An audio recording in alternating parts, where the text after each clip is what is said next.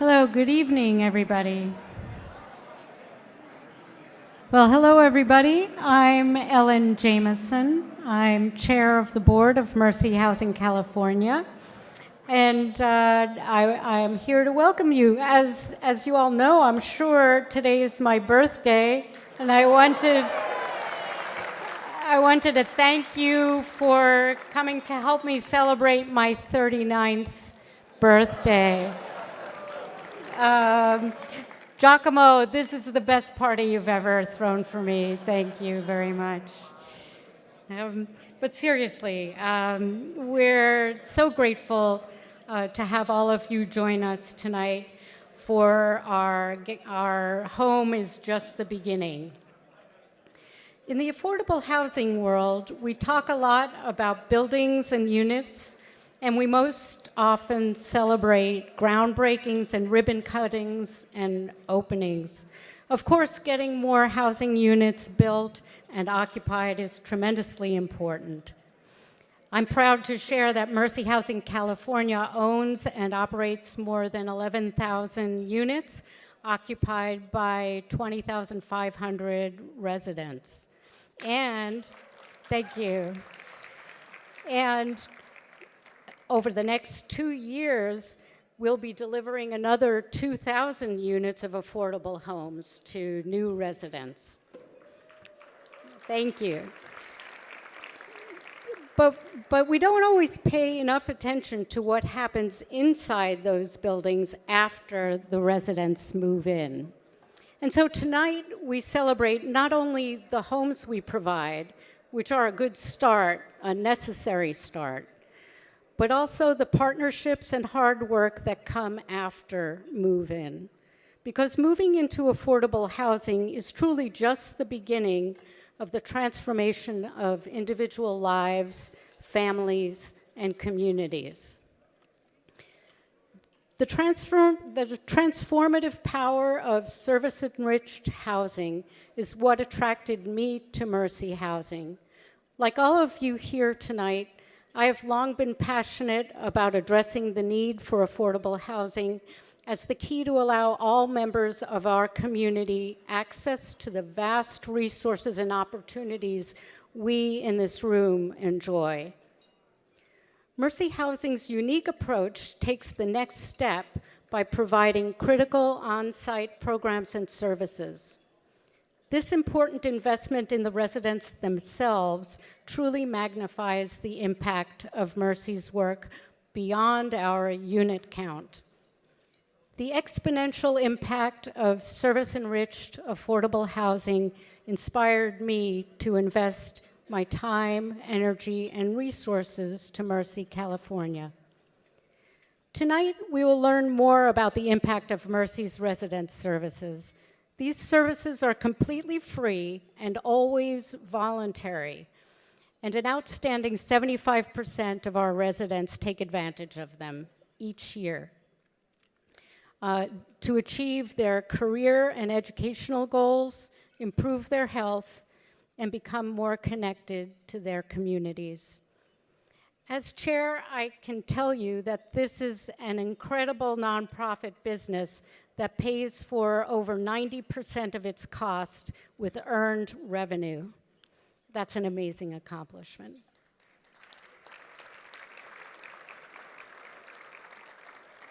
Despite the best efforts of everyone in this room and many more wonderful partners, we've found that it takes more than we can earn to pay for the services that make the experience of living in a Mercy Housing community so transformative. And this is why we've invited you here tonight. We have a wonderful program planned for you tonight. We'll hear from some of our residents as they tell in their own words how a safe, affordable home and a community with supportive services empowers them to change their lives. We will honor our friend and former board colleague, the late Ford Fish, with a Spirit of Mercy Award and hear about all the outstanding ways he stood up for the most vulnerable members of our community. We're so grateful for Ford's wife, Letitia Fish, Where is she now? I'm sorry. Oh, there you are. That was Letitia Fish for being here with us tonight and helping us to honor Ford in this special way.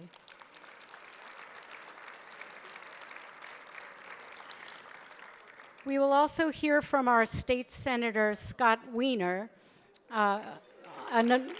another awardee of the Spirit of Mercy Award, an incredible champion for affordable housing. Let me express our heartfelt thanks to the sponsors who stepped up to support this event and made outstanding contributions to fund our resident services program. Cahill Contractors is our premier sponsor tonight. Thank you so much. Special thanks to Cahill's president, Blair Allison, who is here with us tonight, and the entire Cahill team for your amazing support.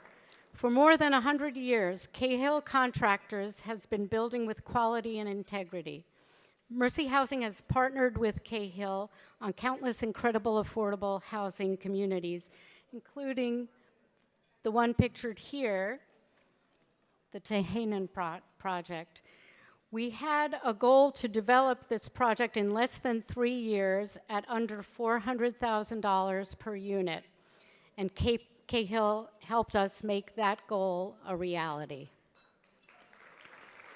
We're so proud to work with this Bay Area-based firm to build the high-quality, affordable homes that San Francisco and the Bay Area need while providing family-sustaining jobs to Bay Area construction workers.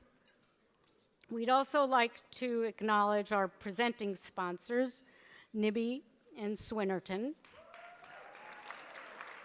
Thank you so much. Our hosting sponsors, Common Spirit, Gub and Barshe, James Roberts Obayashi, the Prado Group, Suffolk, and U.S. Bank. Our participating sponsors, Bank of America, Related, Tishman Speyer, Wells Fargo, Joanne and Jack Birches, and Jane Graff. And our contributing sponsors, AMJ Construction, Farron, Augustine, and Alexander, JP Morgan Chase, HealthNet, Centene, Gensler, the Golden State Warriors, Letty Madam Stacy Architect. Okay, one more for the Warriors.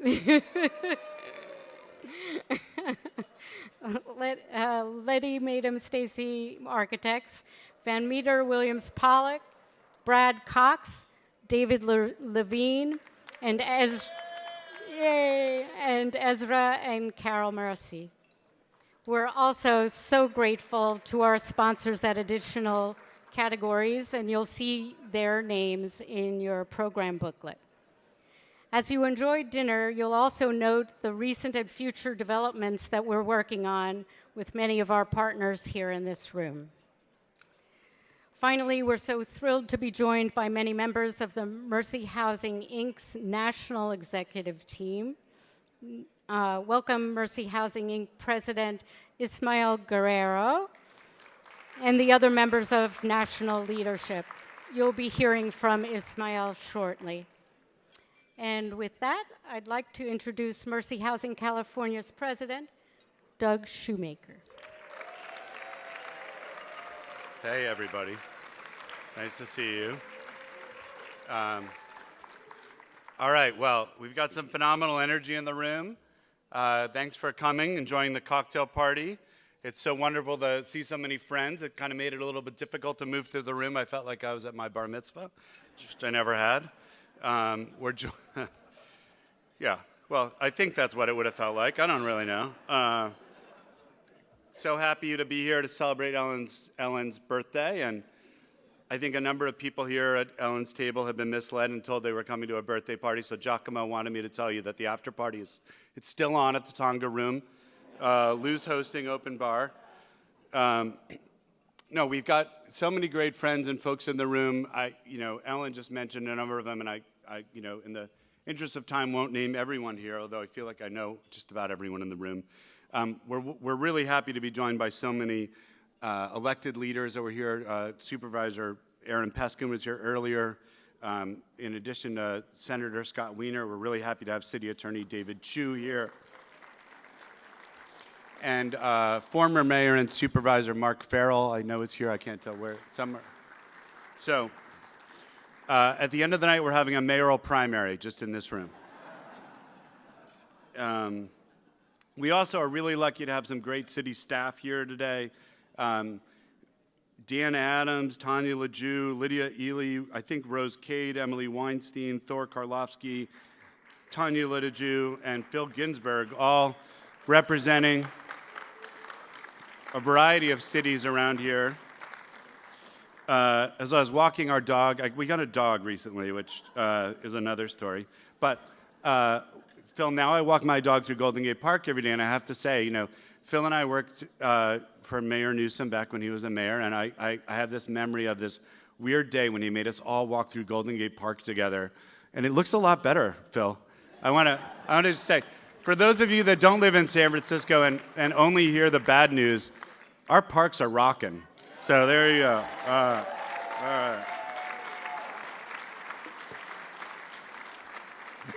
We don't have everything else figured out, but our parks, yeah, awesome. We have a ton of alumni in the room, and that's going to be a little bit of a theme. We have a table full of board and staff alumni. If you guys could just raise your hands. I can't name you all, but great to see some of you. You never really get to leave Mercy Housing. And an incredible showing by our board members. Many of you were invited here tonight by the Mercy Housing Board. If I could just ask the board members to just stand briefly, and I know, David, you're going to be the last one to stand, but you have to do it anyway. I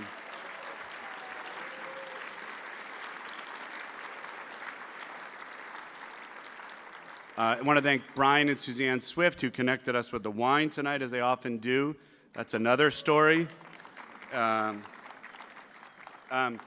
other really amazing thing, so I was just talking to somebody earlier about how it's so unusual for people to stay in jobs forever. If you know me, you're sort of amazed. This is like 2.5 times longer than I've lasted in any job in my life, which is really impressive. But it's nothing compared to the table of folks we have over there that are 30-plus year employees of Mercy Housing. So, Sister Patsy Harney, Abel Cochico, Maureen McAleenan, Jose Vega Rosa, Sister Grace Grima, Balmero Malapit, Barbara Quinn, and Jose Felix. Give it up.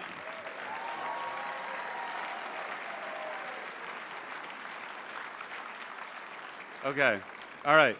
I think that's it for the roll calls for a second. So, look, if you're here tonight, I don't need to tell you about the problems with housing and homelessness here in the Bay Area, here in Sacramento, in Los Angeles, the struggles that our friends and our neighbors and people we know and people we don't know, there's a lot of struggle out there. And most days, it's pretty hard to avoid the news. It's mostly filled with bad news about housing and the struggles, and you just don't have to go very far. You walk down the street in any community you live in, San Francisco, again, Los Angeles, where I spend a lot of time, Sacramento, and there's just constant reminders of the struggle we're facing as a society. We have not figured out, notwithstanding the great efforts of Senator Wiener over here, we just haven't figured out how to solve this deep problem of economic and housing insecurity that is racking our neighbors. It's crushing our communities. And unfortunately, while we're here today, it's just apparent that California has never needed the affordable housing community and the work that people in affordable housing do more than they do today. And that makes me sad to say that, but I think it's really apparent, which is why we're really so happy to have all of you here to support us and other organizations like us as we take on the challenge of trying to make sure that every Californian has a roof over their head every night. And yeah.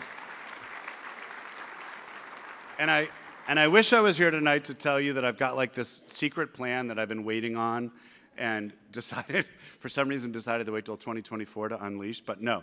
We don't have a magic bullet, but I think the reason why we're gathered here tonight is to remind each other of all the great things that are happening, because in the midst of all these news cycles with so much despair, it's lovely to come together and recognize that there are good works happening, and we're going to spend a little time tonight to celebrate all that. So if it's okay with you, I'm just going to take a second to brag on Mercy Housing and tell you a little bit about what we're doing. So I think the slides are coming up. Okay, so this is a very complicated visual tonight, so just be ready. All you AI experts in the room, I don't know what this has to do with it, but it probably does. So over the 30-year period, Mercy Housing California has developed literally thousands and thousands of homes, not all of which we own still. Some of them were for sale or self-help. But we currently own and operate 11,000 homes. And that's a pretty amazing number, but the more amazing number that I want to tell you is over the period of the next 2 years, we're going to be opening 2,000 new affordable homes, which Ellen mentioned earlier, which maybe, thank you. That may not sound like a lot, but I got to tell you, it's literally like, I did the math earlier because I was worried my son would correct me. It's an 18% increase, and that's literally 1,000 homes per year. So to put that in context, when Ford Fish, who we're honoring tonight, was our real estate chair, we were averaging about 400 homes a year.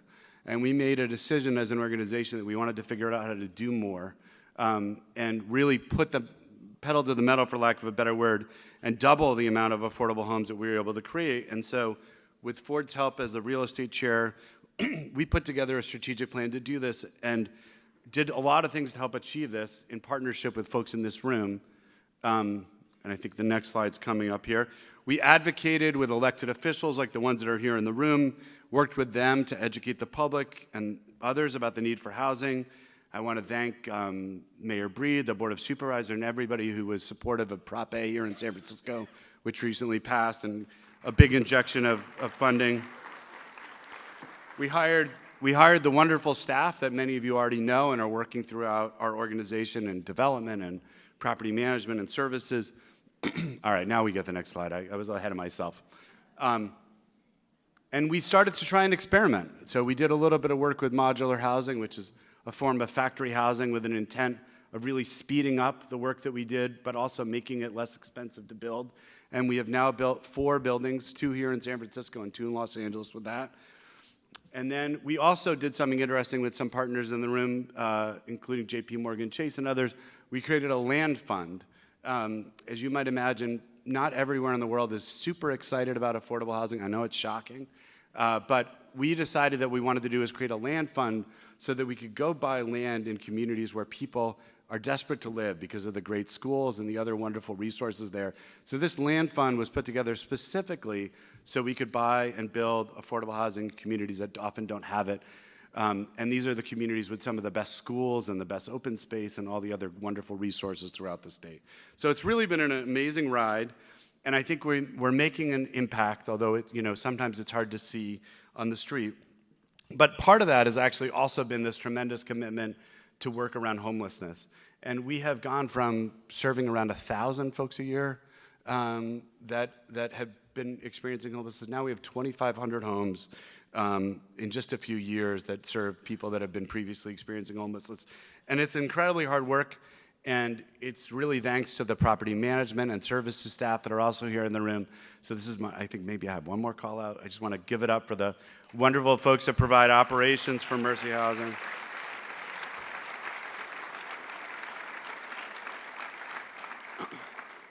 So, as Ellen said, and as you could not have missed from all the materials that we sent you, that's our theme for the night, right? Which is that home is just the beginning, and we sincerely believe that. Home is foundational. It's where so much of us make our lives possible, where we educate our kids, where we connect with our parents, where we build community. And the real magic of what Mercy Housing does, I mean, the real estate is great, and all the developers in the room are going to be mad at me when I say this, but just the real magic of what we do is when people move into our buildings. And that is when we really start to see things that are amazing. So tonight we're going to share some videos with you of some stories, but I think just to give you a sense of it, it's like when people move into buildings, especially folks, imagine you've been on the streets for years, you're 57 years old, you're 67, whatever the number is, and you have completely forgotten what it's like to have a roof over your head. You don't know what it's like to have a shower and a place to put your clothes every night. And then suddenly you move into one of these buildings and you exhale. And you get this opportunity to really just breathe and be part of a place where you can just relax for the first time, maybe in years.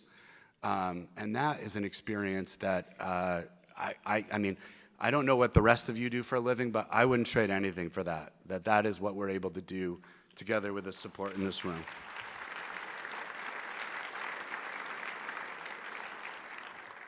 So, I'm really wrapping up, I promise. In a world where there's so much uncertainty, difficulty, and fear, and I personally cannot remember a moment with more of that for me, I think about like this evening as we're gathered here to provide a little bit of light in the darkness and to remind each other of what's possible when we ignore the voices that tell us that we can't solve these problems, that they're just too big to solve. I'm not here to tell you that they aren't big or that we have a solution that's coming tomorrow, but we have ways to beat these things, and I hope what you see in here tonight remind us all of the essential role that our work plays as we do this work together in making the world a more just and joyful place. So, on that note, I just want to say all of this really stems from the work of a small group of dedicated sisters who, many years ago, decided that they could do better than the slum conditions that they saw in their communities. And this small group of very dedicated individuals got together and started Mercy Housing. So we have a table, not just one table, but a table full of women religious in the back there. If we just stand up, because there are venture capitalists.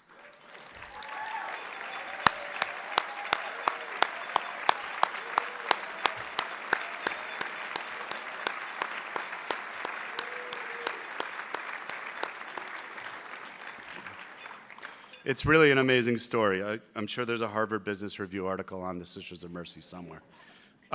Okay, so with that, I'm going to turn it over to my boss. I want to introduce Ismael Guerrero, who's the president and CEO of Mercy Housing. He's had a 25-year career in affordable housing, did wonderful things in transforming the Denver Housing Authority, and as is sort of the theme of the evening, this is his second go-around with Mercy, because he just couldn't stand to be away. So with that, Ismael Guerrero.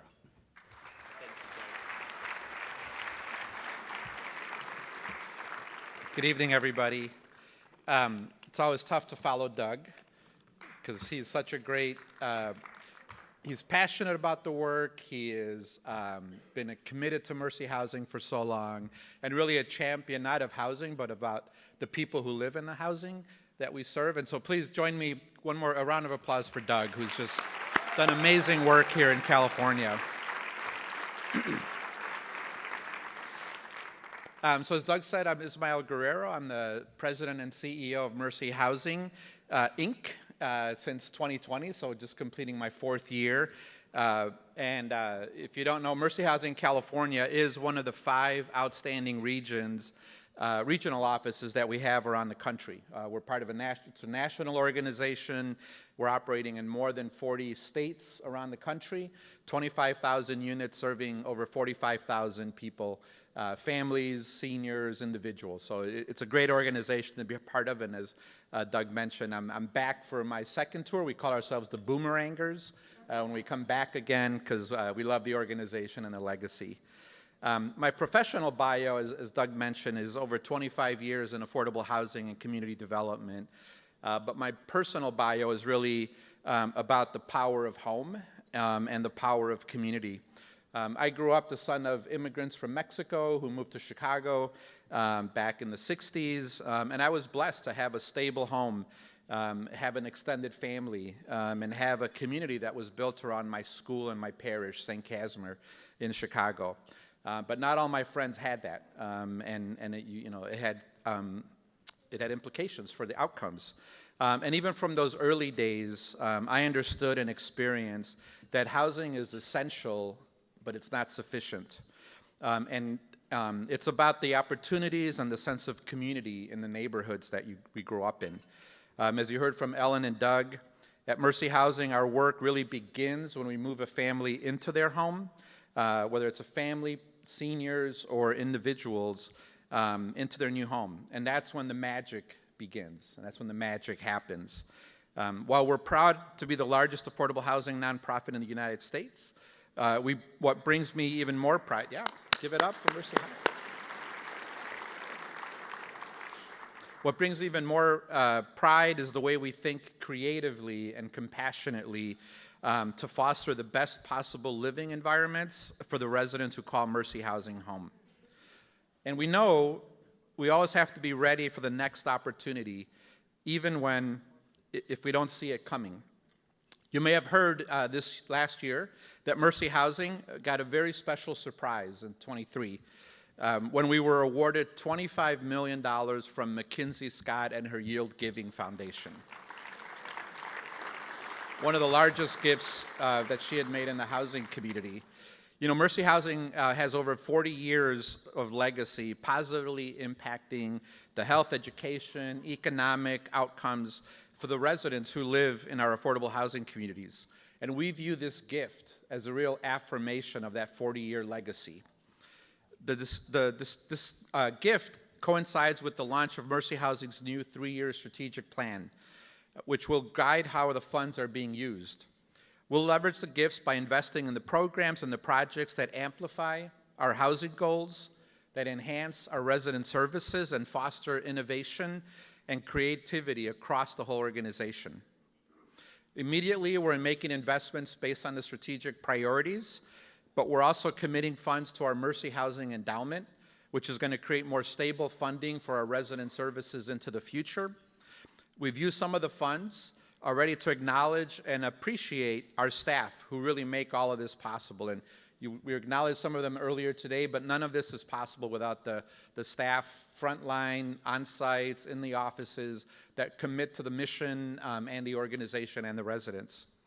And then we're also setting aside some of the funds in a trust for future opportunities. This amazing investment speaks to the great work that we do at Mercy Housing, but more importantly, it speaks to this moment we are in this country, as Doug touched on. There's an increasing understanding that affordable housing is an essential part of every thriving community, and that the need for more of it has been deprioritized for too long. And that transformational nature of affordable housing is especially clear at Sunnydale, a neighborhood at San Francisco that you may or may not have visited. Yeah, let's give it up for Sunnydale. It's a great neighborhood. It may not be a destination place yet, but we're working to change that. Along with the city of San Francisco and our partners at Related California, Mercy Housing has partnered with the residents of this large public housing community to bring positive change to their neighborhood. For more than 20 years, we've partnered with the residents on the community visioning plan that is now in full force. Every resident in Sunnydale will have the opportunity to move from the aging, obsolete public housing to a new, modern, affordable apartment. And hundreds already have. But we know it's not just about the housing. One thing community members were clear about was that the children and young adults needed more places to play, places to learn, and places to grow. And you'll see we are really honored to be making that vision a reality. The Sunnydale Hub will be the first neighborhood-serving community center in Mercy Housing's entire national portfolio. Not surprising, again, that Mercy Housing California is leading the way. In partnership with our friends at Related, at the Boys and Girls Club of San Francisco, at Wu Yi Children's Services, we're excited to unveil this amazing new space later this summer. And tonight, we'd like to give you a sneak peek at that new community hub. So let me just say, from myself, from the Mercy Housing team, from our board, thank you so much for joining us tonight. Thank you for your support. Thank you for being part of the Mercy Housing family. And now please enjoy the short video and enjoy the rest of the night. Thank you.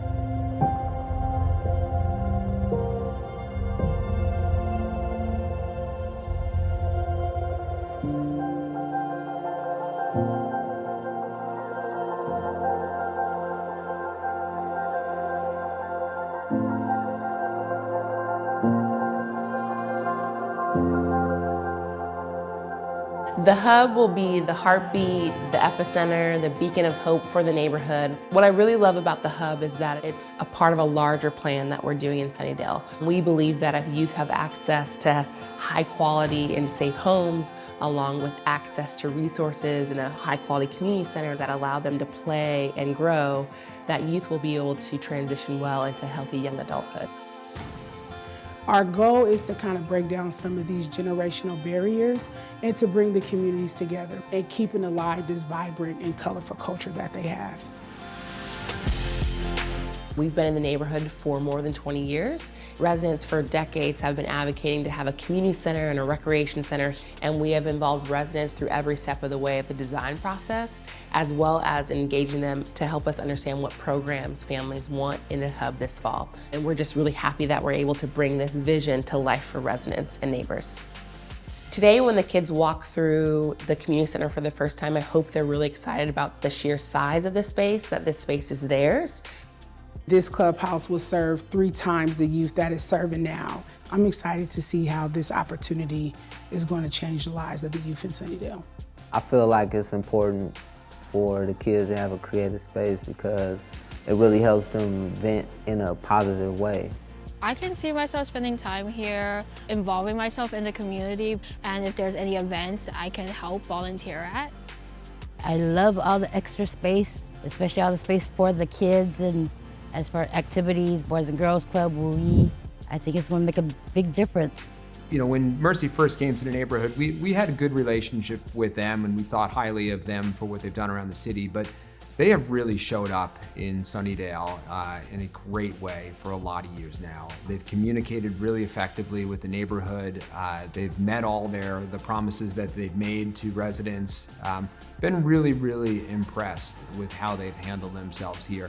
The new housing is beautiful, but really for me, it's the relationships that they've developed with the residents of Sunnydale and the respect that they've shown and the fact that they've honored their commitments. Welcome to the new hub, and you have got to see it yourself.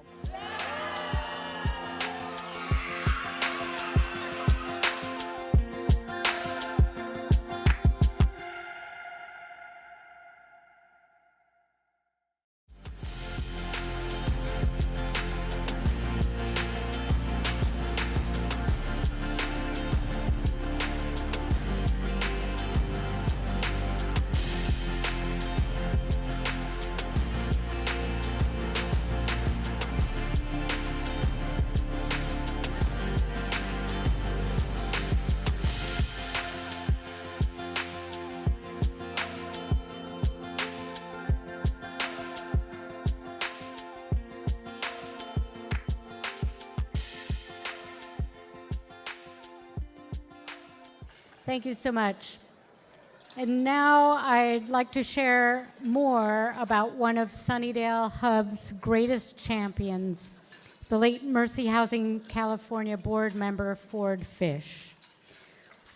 Ford helped raise millions of dollars for Sunnydale, as well as many other Mercy housing communities. He served on the MHC board for over 7 years, bringing forth his passion for ending homelessness and his expertise in real estate. Prior to his retirement, he was the Senior Vice President of Real Estate at Salesforce. He co-chaired MHC's record-setting fundraising event, Home is Just the Beginning, sound familiar? In 2017, and chaired the MHC Real Estate Committee during a time of unprecedented growth for the organization. Ford and his wife, Letitia, have been longtime supporters of Mercy Housing and stalwart champions for healthy, inclusive communities in San Francisco and beyond. Ford is survived by Letitia and their 2 children, grandchildren, families, and friends. We're so grateful to have some of those friends and family here today. Ford was a relentless advocate for the community-led Sunnydale Hope SF transformation plan, With his strong support, MHC launched our Build the Hub campaign, a fundraising effort to build the neighborhood's first community center and recreation center and provide a rich array of supportive programs for youth. Mercy will be forever grateful to Ford, who helped to create quality, affordable homes and new opportunities for thousands of California families, seniors, and formerly homeless individuals. Each time a child enjoys an enriching after-school program at the Sunnydale Hub, or a community member transitions from homelessness to a safe, supportive home, Ford's legacy will live on.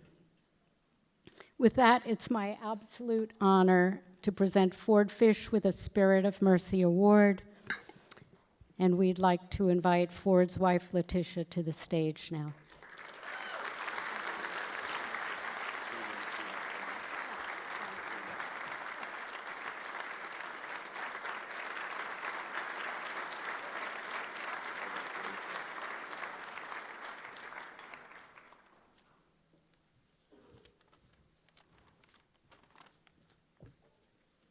Whoa, that's tall.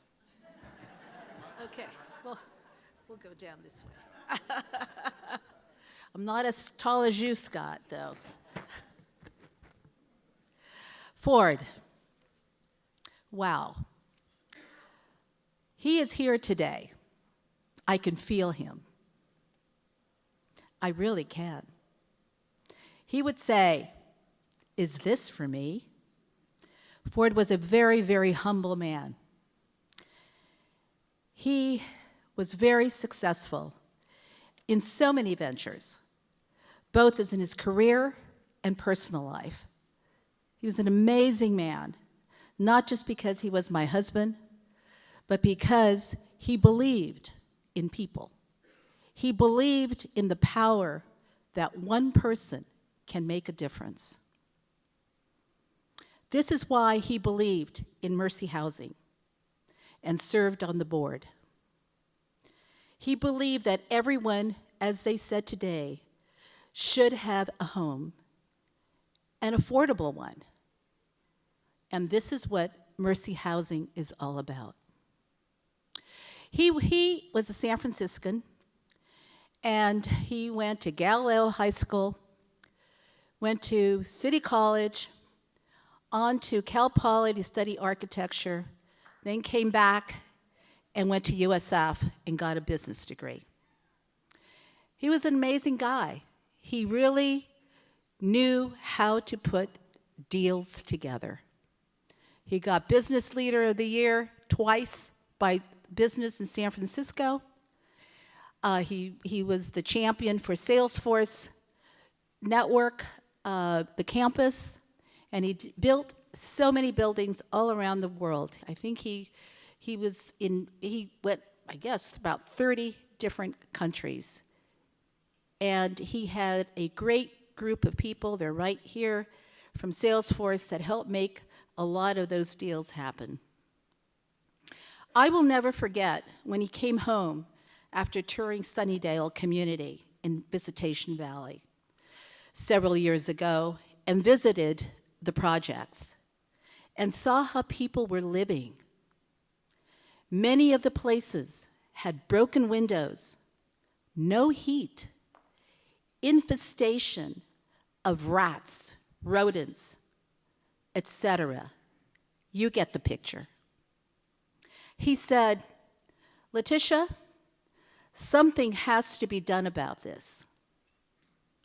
And he did. As many of you heard today, he raised millions of dollars with Mercy Housing for the redevelopment of the Sunnydale community. Today, he would be so proud to see people have new homes, streets, parks, new community, as we saw today from the film, and many other amenities. His vision became a reality and changed people's lives forever. Can you imagine changing people's lives forever? And as you heard the testimony today, it is just amazing the power of people and the power that we as a collective can have together. And this is what I believe is what we're made to do. We're made together, we made to be together as a community to make a difference in people's lives, in our lives, and for the future of our world. His mother, Bee, who raised Ford in San Francisco, would be so proud of him, and she would say, "You did well, kid." I know Ford and Bee are with me today as I receive the Mercy Award in honor of my husband and his memory. And I thank you in the bottom of my heart for all of you to be here. And one more item I want to mention. None of this would have happened if it wasn't for the donors, as you heard today, to make Mercy Housing happen. It is the donors that make it happen. And with that, have a great evening, and thank you.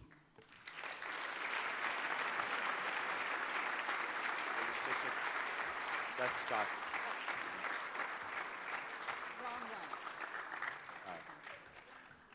Scott, you took off with your award, but that's life. All right, so we're going to take a break for dinner. You get to talk uninterrupted for a very short period of time. Enjoy yourself. When we get back, Scott Wiener is going to come up and deliver some fabulous information. And unfortunately for all the general contractors that are seated in the front row, Scott Smith already told me that you guys like to leave early. So I've told Supervisor Wiener that this is the truth. So now, Blair, you guys all have to stay. It's just the way it is. So enjoy dinner. We'll see you guys in a minute.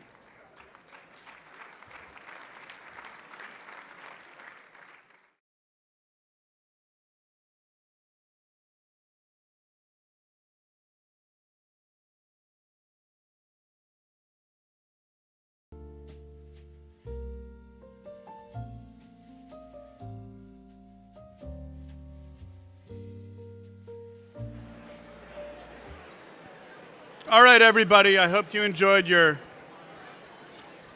couple minutes of fun. I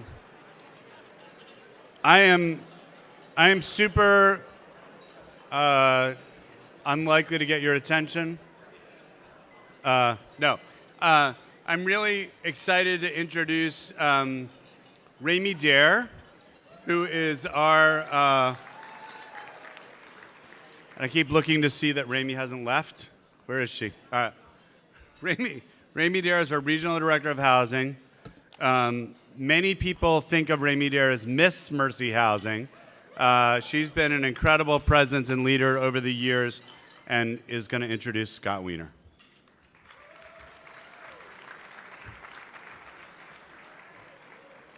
Hello, everyone. It's so great to be here to celebrate with you. I know there are a lot of you who work on our teams, our development teams, and help us with many, many challenges along the way. And I just want to let you know that we truly do appreciate you. We may not remember to say thank you, but we know all that you put into the work that you do to help us get this housing built, so thank you. Tonight, I'm very honored to introduce Senator Scott Wiener. Most of you already know the impact that he has had in his career. And just a little bit of a recap. When Senator Wiener's SB 35 legislation was implemented in 2018, we immediately knew what a game changer it was going to be. The developments that we worked on that used to take 10 months, a year, 2 years to get approved by a city planning department or council could be now approved in as little as 2 months. The extension of SB 35, which was supposed to expire, that extension in SB 4023 now ensures that this common sense, timely approach is the norm. And this is incredibly important when we're trying to make sure that we house people quickly. Senator Wiener's SB 4 legislation approved last year will help expedite the development of affordable housing on sites owned by faith-based organizations and nonprofit colleges. This is a rich source of affordable housing sites for us to be able to help foster the creation of affordable housing, and these are going to be with faith partners who are committed to the mission. Mercy Housing, over its 4 plus decades of history, has co-developed or developed on faith-owned sites in 30 developments across the state. The importance of Senator Wiener's bold vision is on display right now in Half Moon Bay. Last year, 7 farm workers were killed, and it daylighted the deplorable conditions that they were living in substandard housing. The need for dignified, affordable housing for the laborers who feed our country is very clear. Mercy Housing and our partner, Ayuntamientos Latinos Asanar Alas, are proposing 40 new apartments for senior farm workers in Half Moon Bay.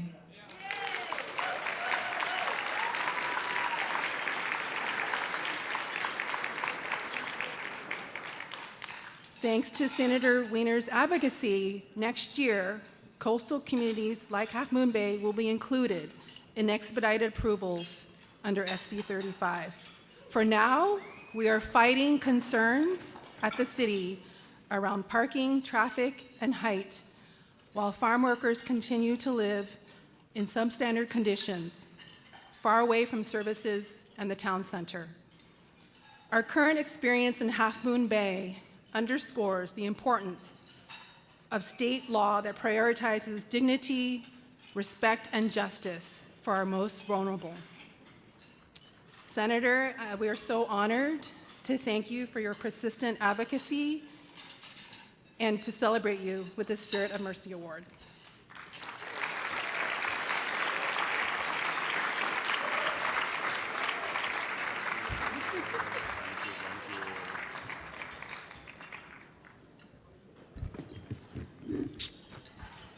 Thank you, Ramey, and thank you for moving the box out of the way.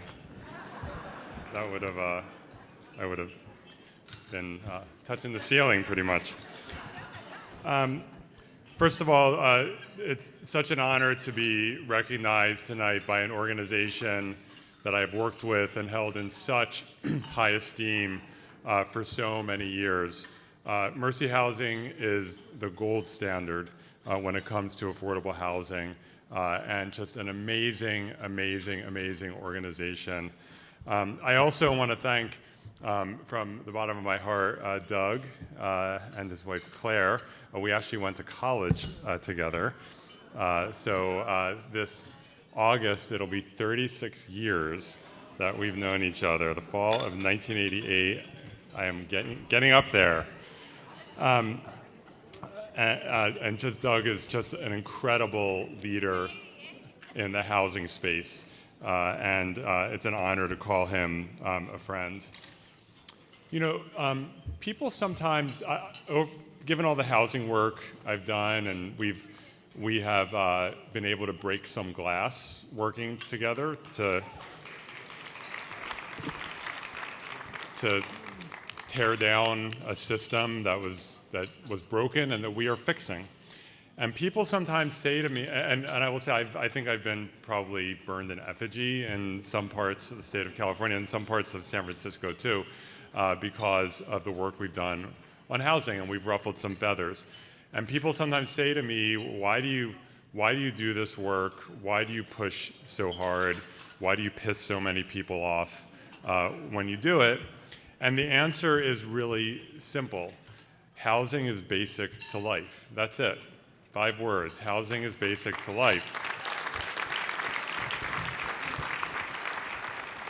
And there are other things that are basic to life, like air and food and water. Housing is probably like one notch below those because you can technically like survive without housing, but it'll eventually get you. It won't kill you as immediately as having no air, but it's still going to get you in the end. And unlike water and food and air, we don't always do the best job delivering those things. But at least people will acknowledge that we should have air for people to breathe and we should have water for people to drink. It's not like we don't have debates about whether we should have enough water for people to drink. But we've somehow gotten into this truly bizarre situation where we actually have debates about whether we should have enough housing for everyone. If we sort of back up and just look at that big picture, it's sort of extraordinary that that's actually considered a legitimate political position to take, that we don't need to build enough homes for people. But that's where we are. And so we've gotten away from this basic notion that housing is essential, and we've done it in a number of ways. We did it by, for example, deciding that it was no longer necessary or good to build apartment buildings, that we just didn't need to do that anymore. And so we banned apartment buildings in a large majority of California and the rest of the country. We decided to do this by creating this like Frankenstein's monster of a process, an unending process, just to get a permit to build new homes. That even if you are complying with all the rules, that we're going to comply with the height and the density and the design standards and everything else, that doesn't get you your permit. That just gives you permission to enter the political mosh pit that might take you 3 or 5 or 10 years to get that housing approved. On what planet is that acceptable public policy? And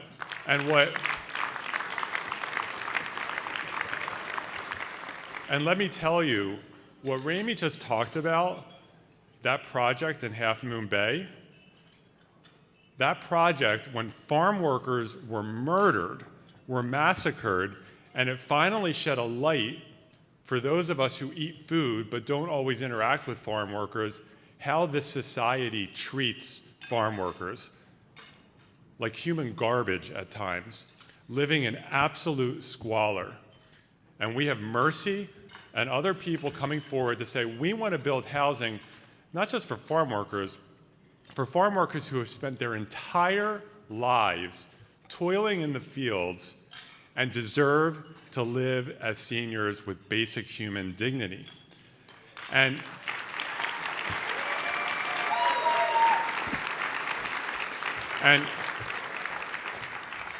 what's the response from the Half Moon Bay Planning Commission? Blocking it. Blocking it. It is despicable, and it cannot be allowed to happen. And even in the coastal zone, people deserve housing, and we have to prioritize that.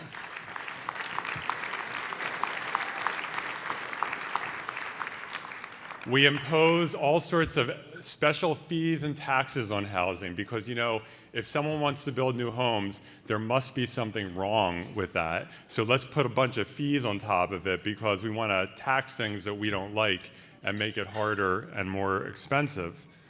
And then, of course, we as a society over the last 40, 50 years have stopped funding affordable housing at the level that we used to fund it. We've stopped building public housing. We just decided the government shouldn't have a role, and we are working to turn that around. And then we hear all of the arguments against new housing. I'm on a bit of a roll here, so I'm going to keep going for a while. Like things like that parking is more important than housing. And don't get me wrong, people should have a place to put their car. But again, on what planet is it more important for a car to have a place to be than for a human being to have a place to live? Or blocking people's views. Again, I love views as much as anyone else. But again, what is more important of you or people having a place to live? Or the best one of all of them, that building more homes is a negative environmental impact. That's what we decided in the state of California. So when I came to San Francisco in 1997, I saw this firsthand. I saw it when I went to my first apartment open house, thinking I would just walk in and sign a lease and walk home. And I had to wait in line. There was a block-long line down the street to get into that apartment. And I wondered what on earth is going on here. And then I learned when I was doing pro bono eviction defense as a young attorney, and people who were facing eviction, often older gay men, long-term HIV survivors, the people who made way for me to be able to succeed as a gay man, telling me, if I lose this apartment, I have two choices. Either leave San Francisco and go back to Tennessee or wherever and not be able to get good HIV care, or stay in San Francisco, get good HIV care, and live on the streets. That's the choices that we are forcing on people. We see it with people who have to leave our city and other cities because there's no future for them here. We see it by the people who used to have a home and are now on the street. We see it in our shrinking school population. We're going to have to close down schools. We don't have enough kids in our public schools. Why is that? We see it with our teacher shortage. Why is it so hard to staff up on teachers? San Francisco is an amazing place. Why is it so hard? Because they can't afford to live here. And we see it with the kids who grow up here and cannot envision a future for themselves as adults in our city. And it's not just San Francisco. It is all over this state that we are seeing that. So this is why we do the work, because housing is essential, because we don't want to strangle ourselves as a state. We want a state where housing is as abundant as air is, where people don't have to worry about whether they can afford to stay here, where they don't have to worry about whether they can raise a child in the community where they grew up. I've been so proud to work with Mercy, and one of the things I really love about Mercy is, yes, it's about funding, of course. Funding is incredibly important, it's essential. Funding helps build things. But Mercy has always gotten involved on the policy side to say that the money is not enough. You have to have the framework to be able to use that money as efficiently as possible. So when I was on the Board of Supervisors, we worked together to eliminate conditional use permitting for 100% affordable housing, and that was a fight, and we fought it together with Mercy. We got the open house project open for LGBTQ seniors. And thank you to Mercy for partnering with Open House on that. And then in the Senate, we have worked to clear away barriers by passing Senate Bill 35, which has permitted thousands of affordable homes in San Francisco in months, not years. We worked together to reform zoning and the bill that Ramey mentioned to allow religious institutions and nonprofit colleges to build affordable housing on their land and to automatically rezone it and to automatically approve it. No more long process. You got your zoning, you got your permit, just build the housing. And that will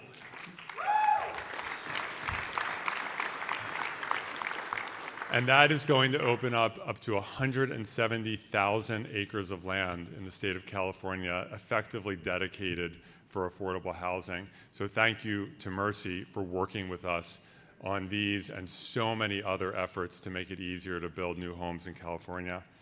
And then I was so excited to see the Community Hub, which we worked together, Doug and I, to get some state funding to help support it. And I look forward to being down in Sunnydale tomorrow. There's going to be a topping off ceremony. So I know that there's so much more work to do, but I also know that working together and working with Mercy, we're going to get it done. Thank you so much.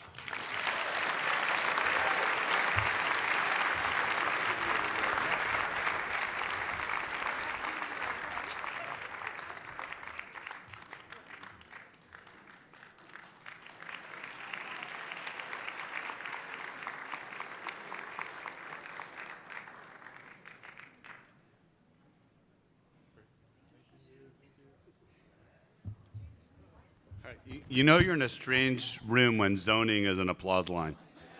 No, as you can, I think all of you know, Scott's an incredible leader and an incredible legislator, and just fabulous to have him here and to represent our issues. And every time I turn around, he's working on something new. I recently learned you're working on something related to AI. I mean, just like, you're insatiable. All right. Thank you, Scott, and thank you, Letitia, for accepting the award on behalf of Ford. It's really exciting to have these Spirit of Mercy Awards. I'm going to share just a little bit more about our work. I'd like to introduce up to the stage Jamara Hayner, who is a fabulous board member. Where'd she go? Oh, there she is. I was like looking at your mom, and she's gone. I have a hard time explaining what Jamara does because she does so many different things, but ostensibly her job is running JKH Consulting, but she's been a board member. She's a force of nature and a really wonderful advocate for the work that we do. So Jamara Hayner.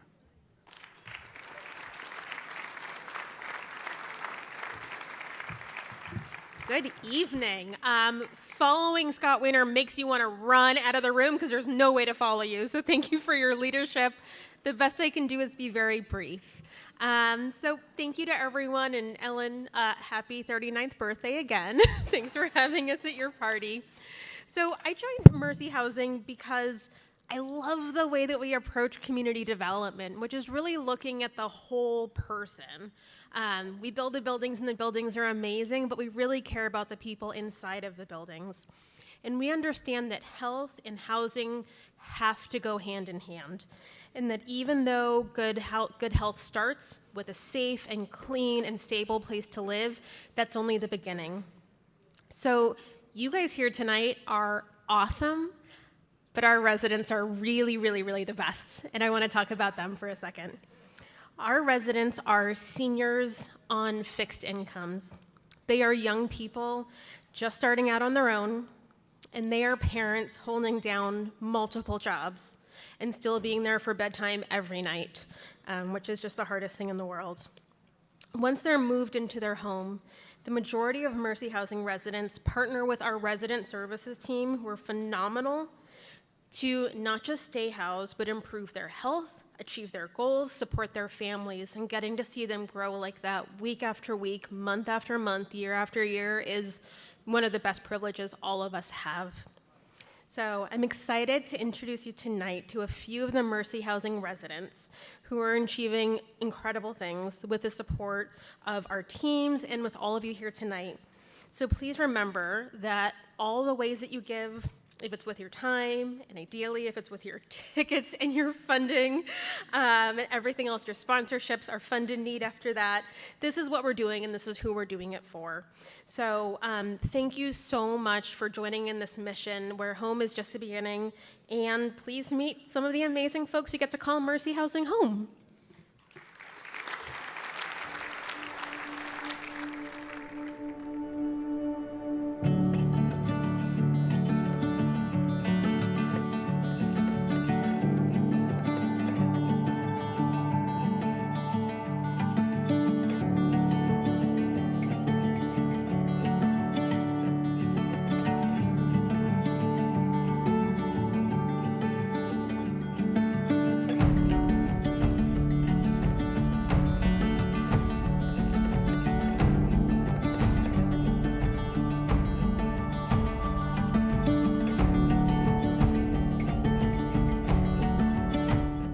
Hello, my name is Eric, and I'm a proud resident of 290 Melosi.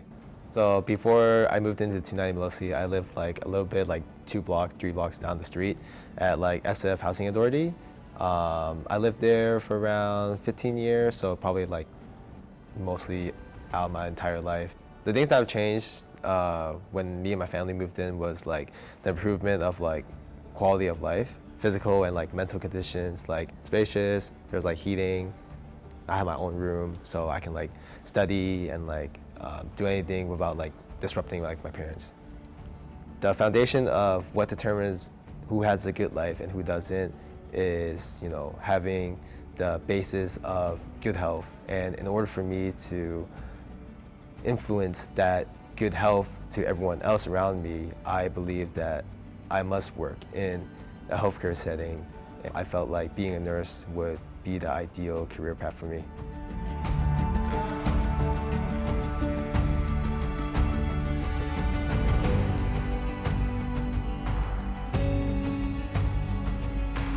Very grateful for Mercy Housing in terms of like the living situation, and along with, on top of that, like the scholarships that like the Mercy Housing staffs has brought up upon. I would like to also thank Jasmine for the scholarships, because I wouldn't be here where I'm at now if it wasn't for them. Because of the scholarships, I don't have to worry about money and focus more towards on my career goals.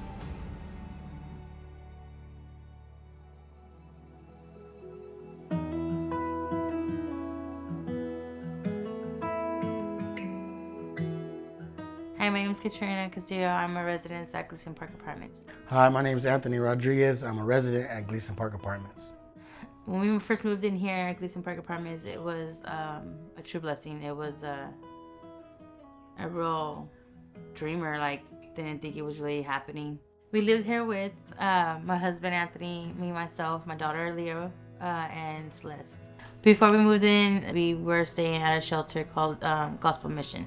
As soon as these doors opened here at Gleason Park Apartments, we had to walk through them. It's definitely a blessing to get the opportunity to have a place to live and definitely try to prosper, When we first moved in here, they're running up and down the stairs. They're like, there's nothing in the house to do, but they're playing in these empty boxes. Next thing you know, she pops out of the counter in the kitchen underneath, and she's like, I'm right here, and she's like, you scared me. The big sister's grabbing her, and she's picking her up and just twirling her around, and it was just a great feeling to see my kids just enjoy their home.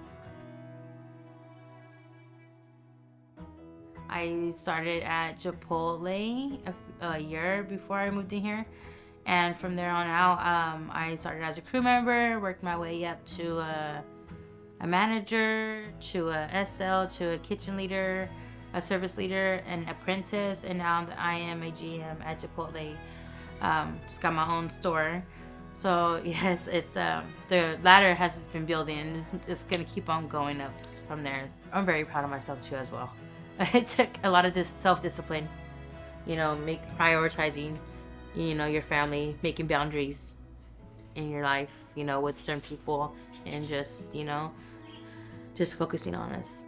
Work's been definitely picking up for both of us. The girls are able to play volleyball now. They've been playing for the past 2 years now. And then from here on out, just pushing forward. Pushing forward. Home is just the beginning. Home is definitely just the beginning.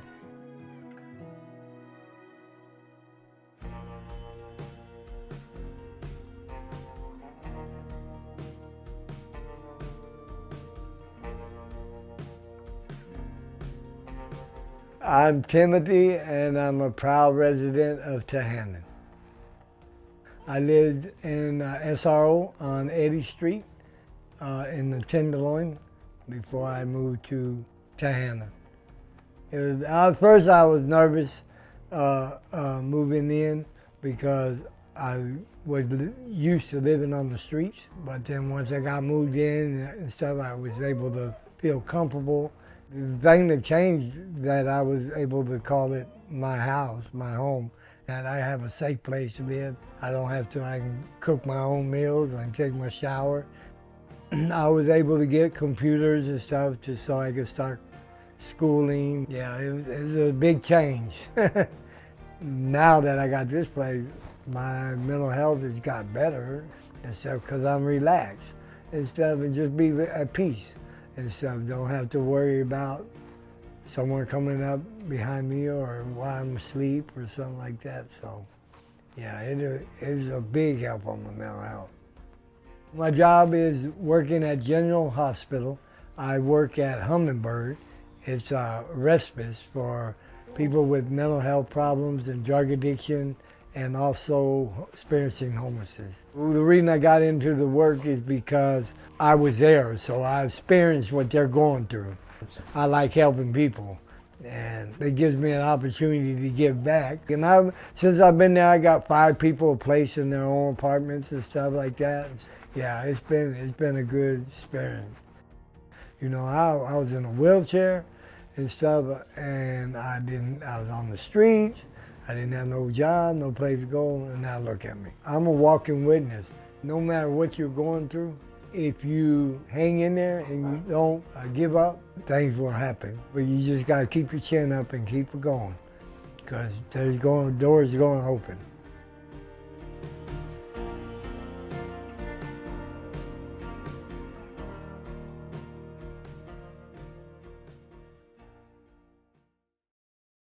So as we get going on our auction and Fund a Need, I usually find it's best to go over a few auction guidelines, if you will. Make sure we're on the same page. First, if you are interested in bidding on either of tonight's fabulous items or pledging your support for Mercy Housing, you will need to be able to hear the sound of my voice. Check. You will need a numbered bidding paddle, which many of you should have in front of you on your table, and you should be able to lift that paddle in such a way that myself or one of my awesome volunteer spotters can see you. So if you'll indulge me, follow this guy's lead. Everyone with a paddle, throw that thing up in the air. Let's see him. Oh, first time is free. Enjoy it. Oh, yeah. That's a beautiful sight. That's a wonderful sight to an auctioneer. I won't forget you down here. Please remember that gesture. And if at any point during the auction you're unclear as to how to proceed, you can resort to that and you'll be a hero for Mercy Housing. Second, obviously this is not a controlled environment. Mistakes can, and in my case usually do happen. In that eventuality, we're just gonna reopen the lot in favor of Mercy Housing. You got a problem with that, we're gonna switch you out to water right away. And third, in order to foster an environment of exuberant bidding and unrestrained philanthropy, if everybody could at this time, take out your wallet or your purse, pass it to the person on your left, and with that, let's get auctioning, shall we? All right, folks, lot number one, the sports package. It's our first lot of the evening, ladies and gentlemen. First chance to get yourself something great, and we got something great for you. Like this package full of sporty swag and experiences. Let's get into it. Start you out with 4 tickets to see Bay FC cheer on and support the newest expansion franchise of the National Women's Soccer League. And of course, because a sport lot needs swag, you're gonna get a signed football, signed by 49ers All-Pro tight end George Kittle. I know the Niners were so close last year, but you can celebrate their success with this ball signed by a sure first ballot Hall of Famer, and we're so not done.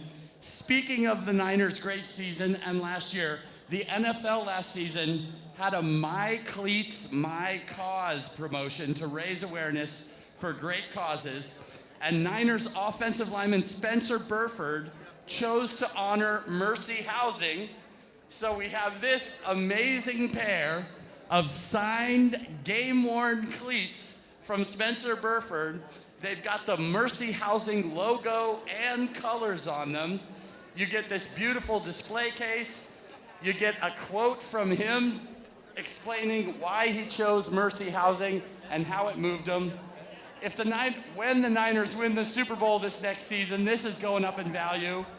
And if you have size 14 feet, they actually work perfectly well as shoes as well. Obviously, this is a one-of-a-kind lot full of sporty goodness. Let's start the bidding on our first lot, full of the sports good. Let's say $500 gets you the whole thing. And for the first time tonight, here we go. $500 on my knee bid, looking for a bid of $500. $500 for all of it. Where's my Niner fans? 500, there's my Niner fan in the house now looking for 550. 500, oh, you were just waving to his friend. Very dangerous at an auction. I got 500 right here, not looking for 550. 500 my bid, not looking for a bid of $550. He's got it for $500. Who wants to swoop it away for $550? You get the soccer. $550, come on in. Your table mates approve. $550's bid, now looking for $6. I got $550 right here, now looking for a bid of $600. $600 in my needed bid, ladies and gentlemen. You're in at $550. $600. $600 bid, now looking for $650. Sorry, it didn't last long. $600 bid, now looking for a bid of $650. I got $600 right here, now looking for $650. $650, that'd be nifty. I got $600 right here. Go $650. Yes, $650. Do $650. Bid $650. She's in at $600. Who wants it for $650? All right then. You're in at $600. We need $650 to send this to overtime. $650. 650's bid now, looking for 7. I got 650 right here now, looking for a bid of $700. $700 of my needed bid, folks. 700. 700 bid, you want 750?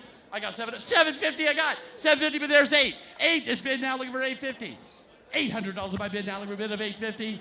$850 is my needed bid. Who's walking home in these Burford cleats tonight? I got $800 bid right there, now looking for a bid of 850. Right, you're in at 800. Let's go. $850 for the bid, sports package going once.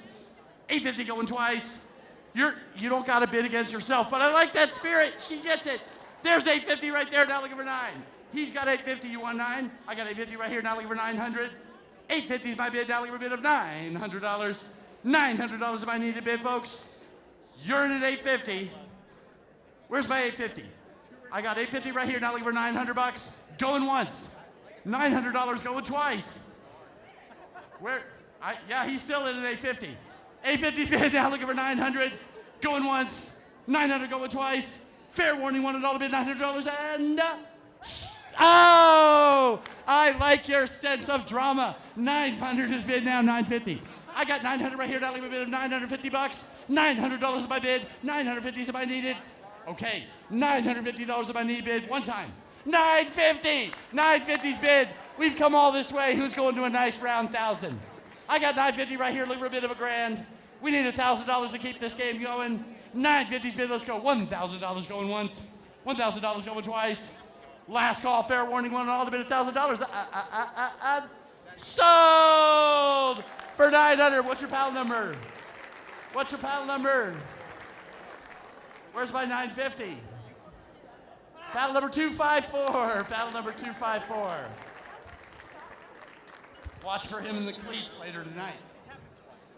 All right, lot number 2, folks. The weekend on the Russian River. Hey, just like that, we are to our last lot of the evening, ladies and gentlemen. Last chance to get yourself something great, and this one's a doozy. This lot will get you away for the weekend to the Russian River with a 2-night stay in a beautiful 3-bedroom, 2-bath riverfront home located in quaint Monterey. It boasts an open-plan main area with a cozy window seat, a cook's kitchen with upgraded appliances and granite countertops, an outdoor barbecue, and more. Located on a quiet cul-de-sac, it has a large south-facing deck, a hot tub, and yes, it includes kayaks that you can launch right into the river directly from the backyard. Riverfront indeed. All this idyllic Russian River retreat needs is you and your lucky guests. Work out the date by mutual arrangement with the donors. Thank you, Shashi and Sheila Jeevan, for your generous gift. We're going to start the bidding on this getaway to the Russian River. We'll say $500 and it's yours. And for the last time tonight, here we go. 500, but there's 6, 7. I got 7, there's 8 right here. 8 right here, but there's 9. $1,000 I have now, we're looking for 11. Oh, intra-table action, I like it. I got 11 right here. 11's bid now looking for 12. 1,200 I have. 1,200 now looking for 1,300. $1,200 my bid now looking for 13. Go 13, yes 13. 13, you're in at 13, you want 14? 14, yes, he says yes. 14's bid now looking for 15. 15, I got 15, you want 16? Yes to 16. 1,600's bid now looking for 17. 1,600's bid, looking for a bid of $1,700. I got 17, welcome in. 17 is bid now 18. I got 1,700 bid right here, now looking for a bid of $1,800. $1,700 of my bid, looking for a bid of 18. 1,800's bid now 19. I got 18 bid right there, now looking for a bid of 1,900. I know this conversation got real serious over here. 1,800 bid, looking for a bid of $1,900. You're in at 1,800, looking for 19. All right, you're in at 1,800, let's go. $1,900 for the Russian River stay going once. $1,900 going twice. Okay. Oh yeah, spousal support. 1,900 bid now 2,000. I've got 1,900 right here. I'm looking for 2,000 out there, but especially in this little area right here. 1,900 by bid now looking for a bid of $2,000. $2,000 is my needed bid. She's like, move this along. I got 19 right here, now leave a bid of 2,000. Right. 1,900 bid, let's go. $2,000 going once. 2,000 going twice. Last call, one and all, the bid $2,000. And sold for $1,900. Rick? Okay, wait, hold on. I just got the word. You got it for 19, sir. You were in, hey sir, you were in at 1800. She got it for 1900. You were at 1800. They say they'll do a second one. You still want it? We'll give it to you for 18 and you for 18. Yes, what's your paddle number? 149 and paddle number 403. We'll let you fight over the dates. Congratulations to both of you. All right, that was a lot of fun. But ladies and gentlemen, let's remember now why it is that we're here. I love your energy, but here's where I'll ask for your complete attention, so if you would. Shh. It's the fun to need portion of our program. I love this part of the evening. It's when we all have a chance, gathered together as a caring community in this beautiful space, to show our love and our appreciation for Mercy Housing. We've seen the people who do the work. We've seen the people whose lives have been touched by this work.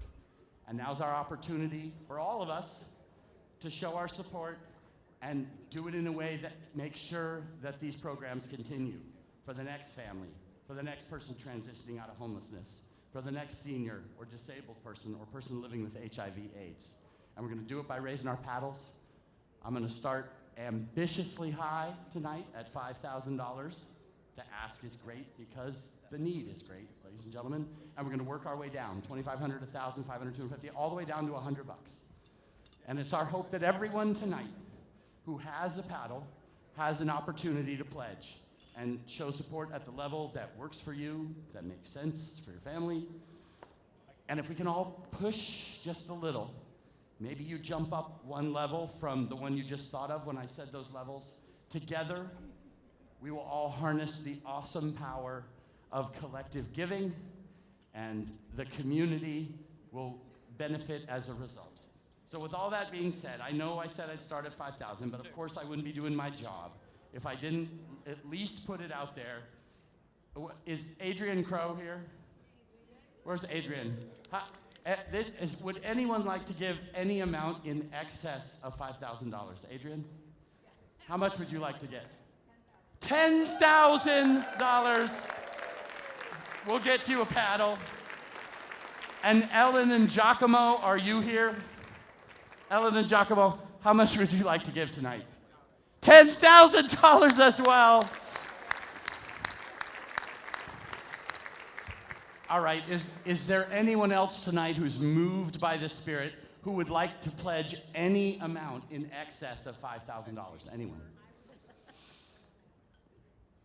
I'll give it a second. How much? 10?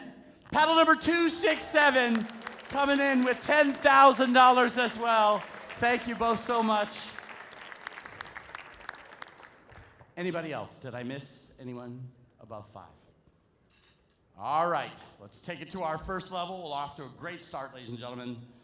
At the $5,000 level, your gifts helps fund performing arts program for an entire year at the Sunnydale Hub. I'm thrilled to announce that Brad Cox is in for $5,000. He could not be here tonight.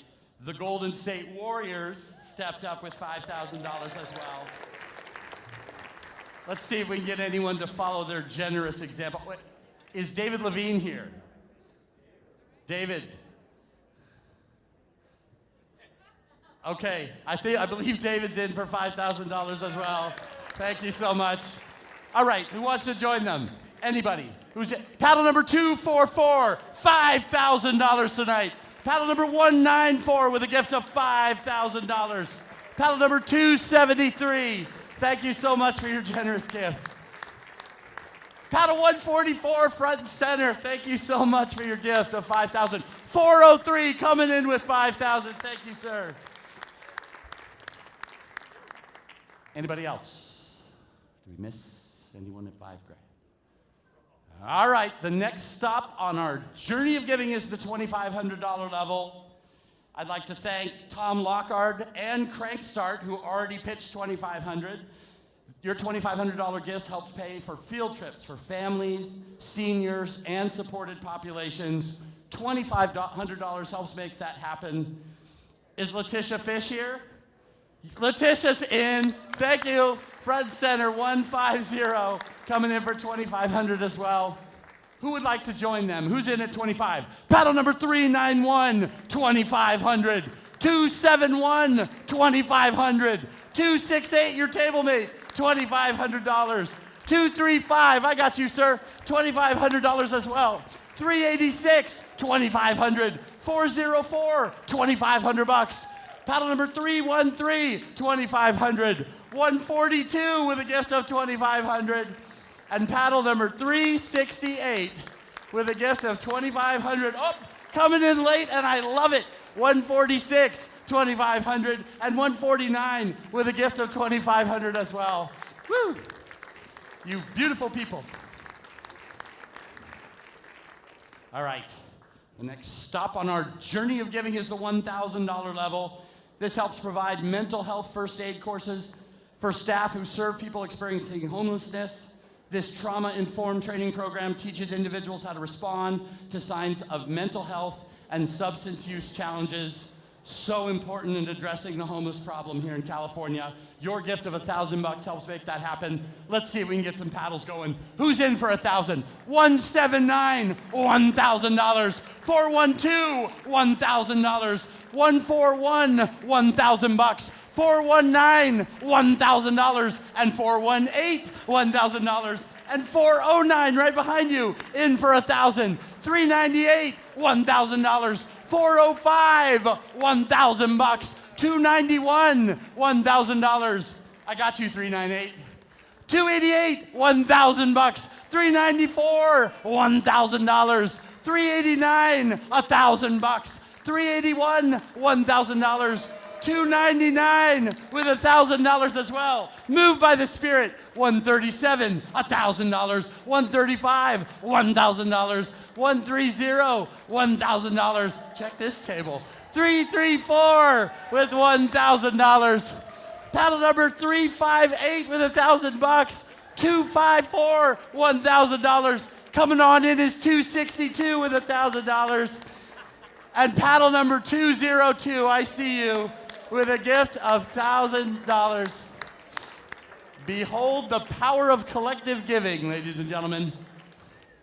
Anybody else? We miss anybody at 1,000? All right. Let's take it down to the $500 level. This helps supports health and wellness programming, including fitness classes, art therapy for seniors, resource navigation and public benefits linkage support, on-site food banks, wellness screenings. That's just a whole lot of goodness, and your $500 helps make that happen. Who's in for $500? 489, $500. 408, $500. 257, $500. 423, in for $500. 297, thank you, sir, $500. 159, $500. And 154, $500. 380, $500. 145 coming in at $500. 379, $500. 318, $500. Paddle number 168. I like the slow move. In for 500. 250, $500. And paddle 475, $500. 471 coming in late like a hero with a $500 gift. And 133, you're in at 500. Thank you so much. Oh, did I get you? What's 462 coming at 500. Thank you. All right. The next stop is our $250 level, ladies and gentlemen. It funds community engagement programming focused on advancing racial equity, including voter education and registration workshops, community volunteering opportunities for residents, and events celebrating cultural identity such as Black History Month, Lunar New Year, and Hispanic Heritage Month. Your gift of $250 help make that happen. Let's get some paddles going at $250. Here we go. 140, $250. 219, $250. 458, $250. 476, $250. 422, $250. 425, $250. 410, $250. 287, $250. 402, $250. Right front and center, 152. Thank you, sir. 250. 156, $250. 387, $250. 364, $250. 319, $250. This table again. 126, $250. 121, $250. 120, $250. And 127, $250. Paddle number 114 with a gift of $250. I love it. All right, we are to our last stop on our journey of giving the $100 level. Of course, this is the level at which we're hoping for 100% participation. Your gift of $100 does welcome baskets for new residents to support a smooth move-in transition. Kitchenware, environmentally friendly cleaning supplies, linen, and toiletries, hugely important when you're starting up a new home. Here we go. Last time, if you haven't had a chance to give it the $100 level. And if you already gave, hey, throw in another $100 and Mercy Housing will do something good. Here we go. 185, $100. 260, $100. 234, $100. 198, $100. 221, $100. And your friend 222 in for $100. 266, $100. And 267 right next to you with $100. 273, $100. 250, $100.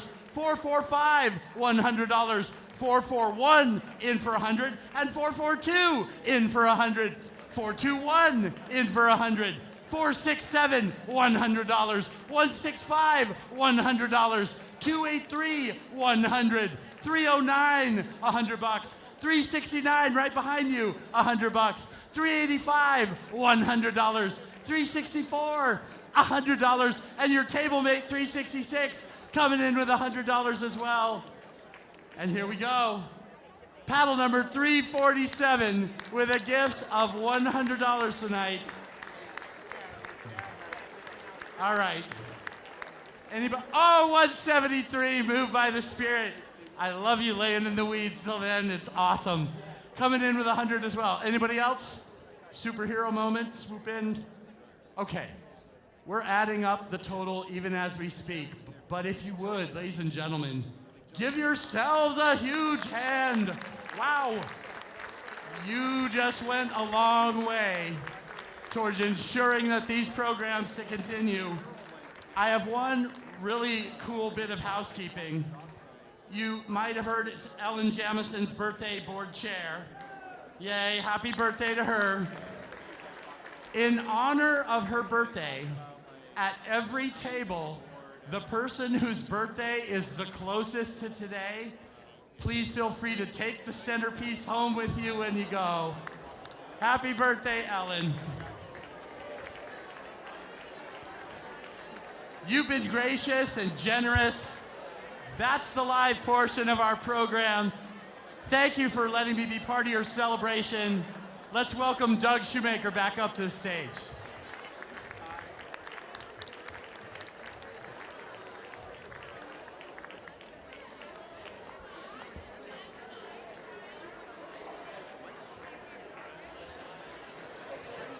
Rick, where are you, Rick?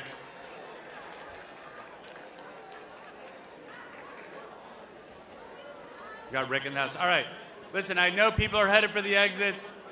I want to just thank all the general contractors in the room who are shamed into staying at their tables. Blair Allison, I know this is way past your birthday or your bedtime. So thanks very much. Patrick Odolini, all of you stayed up late. So